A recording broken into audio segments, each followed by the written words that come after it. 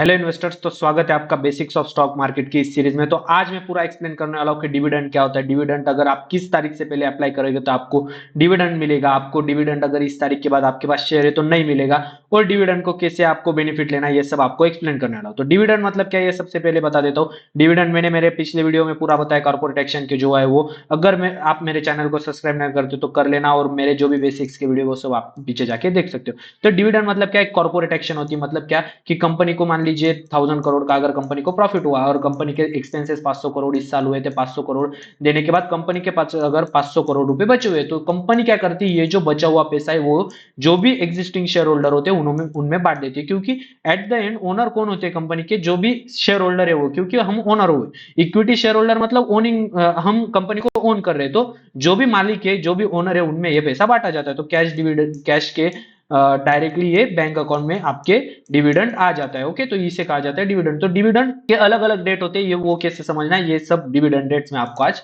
समझाता हूँ। ओके, तो सबसे पहले तो हमारे आते हैं dividend declaration date. Dividend declaration date मतलब क्या कि हर क्वार्टर में कंपनी की एक एनुअल जनरल मीटिंग होती है। ओके, एनुअल जनरल मीटिंग रहती है जिसमें डिस्कस होता है कितना प्रॉफिट हुआ, बैलेंस शीट, इनकम स्टेटमेंट दिखाए जाते हैं, सबको एनालिसिस किया जाता है कि प्रॉफिट कितना हुआ, एक्सपेंसेस कितना हुआ, ये सब। तो इस एनुअल जनरल मीटिंग में अगर कंपनी को अच्छा खासा मुनाफा हुआ है तो कंपनी, अगर वो पैसा बच रहा है तो वो सब डिक्लेयर करती है कि हम 5 रुपए पर शेयर के हिसाब से डिविडेंड बांट देंगे। मान लीजिए किसी कंपनी ने इस मीटिंग में अनाउंस किया कि 5 रुपए पर शेयर के हिसाब से हम डिविडेंड बांट देंगे, तो अब क्या होगा कि आप, अगर आपके पास एक शेयर है तो आपको 5 रुपए डायरेक्टली आपके बैंक अकाउंट में क्रेडिट हो जाएगा। अगर आपके पास 100 शेयर है तो आपके बैंक अकाउंट में डायरेक्टली 500 रुपए क्रेडिट हो जाएंगे। लेकिन ये कौन से डेट के अंदर करना चाहिए ये सब मैं आपको आगे बताता हूँ। तो डिक्लेरेशन डेट मतलब क्या कि इस डेट के दिन हमें एनुअल जनरल मीटिंग होती है, उस जनरल मीटिंग में कंपनी डिसाइड करती है कि हमें इतना इतना डिविडेंड देना है। ओके, तो उसके बाद अगर हम देखें तो उसके बाद रहती है रिकॉर्ड डेट। रिकॉर्ड डेट मतलब क्या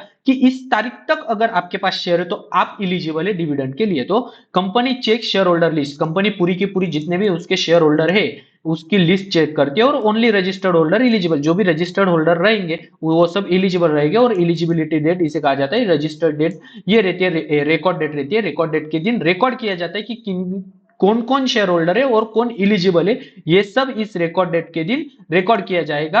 अगर एक डेट के बाद अगर किसी ने शेयर लिया है तो वो रिकॉर्ड डेट के दिन उसे डिविडेंड नहीं दिया जाता, जो भी इलिजिबल रहता है उसे ये डिविडेंड दिया जाता है। तो ओके, तो इसके बाद अगर हम देखें तो यहाँ पे एक्स डिविडेंड डेट रहती है। तो एक्स डिविडेंड डेट मतलब क्या कि अगर मान लीजिए 12 तारीख की एक्स डिविडेंड डेट है, तो अगर आपको डिविडेंड चाहिए तो आपको 12 तारीख के पहले आपको इस शेयर को बाय करना होगा। Okay, must buy share before this date, after ex date new buyers not eligible. मतलब क्या, अगर 12 तारीख के बाद कोई 13 तारीख को बाय कर रहा है शेयर तो आपको डिविडेंड नहीं मिलने वाला। अगर आप 10 तारीख को बाय कर रहे हो तो, अगर आप 11 तारीख को बाय कर रहे हो तो आप इलिजिबल हो डिविडेंड लेने के लिए। तो रिकॉर्ड डेट के दिन आपकी इलिजिबिलिटी जो भी सिचुएशन है कि वहां पे दिखेगा कि आप इलिजिबल हो और आपको ये डिविडेंड मिलेगा। अगर आपने एक्स डेट के बाद अगर बाय किया है तो आपको वो डिविडेंड नहीं मिलेगा। ये क्यों होता है ये भी मैं आपको समझाता हूं। ओके, तो डिविडेंड पे आउट डेट, तो पे आउट डेट मतलब क्या, इस डेट को जो भी डिविडेंड होता है वो डायरेक्टली कंपनी बैंक अकाउंट में डाल देती है।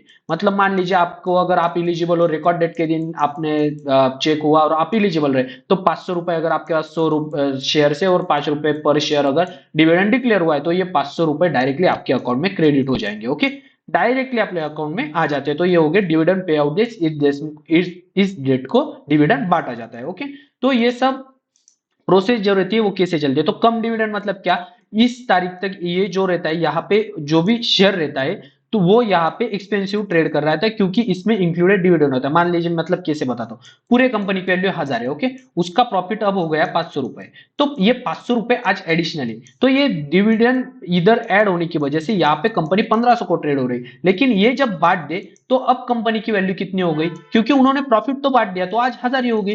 तो एक्स डिविडेंड के बाद कंपनी जो रहती है वो डिस्काउंट पे ट्रेड होने लगती है। जो भी डिविडेंड बांटा गया है उतने कम प्राइस पे कंपनी ट्रेड होने को लगती है। इसलिए अगर आपने एक्स डेट के बाद अगर कंपनी ली तो आप पहले ही डिस्काउंट में ले रहे हो, तो आपको उस बेनिफिट का कोई भी मतलब डिविडेंड देने का सवाल ही नहीं उठता, इसलिए कंपनी आपको डिविडेंड नहीं देती। तो ये पूरी की पूरी साइकिल कैसे चलती है पूरा आपको रिव्यू दे देता। ओके, पहले तो सबसे पहले तो मीटिंग होती है, एनुअल जनरल मीटिंग में डिक्लेयर होगा कि डिविडेंड देना है या नहीं देना है। कई बार ऐसी भी होता है कि अगर कंपनी ग्रोथ फेज में हो तो वो डिविडेंड नहीं देती, क्योंकि वो फिर से कंपनी में पैसा इन्वेस्ट करती है और उस पे ज्यादा पैसा बनाने के ट्राई करती है, तो वहां पे डिविडेंड नहीं भी दिया जाता, तो डिक्लेयर होता है कि डिविडेंड देना है कि नहीं। अगर डिक्लेयर हुआ तो 5 रुपए 10 रुपए जो भी शेयर के हिसाब से होगा ये डिक्लेयर होगा, और ये अनाउंसमेंट की जाती है हमारे डिक्लेरेशन डेट के दिन। ओके, उसके बाद आती है रिकॉर्ड डेट। तो रिकॉर्ड डेट मतलब क्या, इस डेट को हमें, अगर हम एलिजिबल रहे तो सब शेयर होल्डर चेक किए जाते हैं, और अगर हम एलिजिबल रहे तो हम रिकॉर्ड डेट के दिन अगर एलिजिबल रहे तो हमें डिविडेंड मिलेगा। और उसके बाद आती है ex dividend date. Ex dividend date मतलब क्या, अगर 20 तारीख एक्स डिविडेंड डेट है तो उससे पहले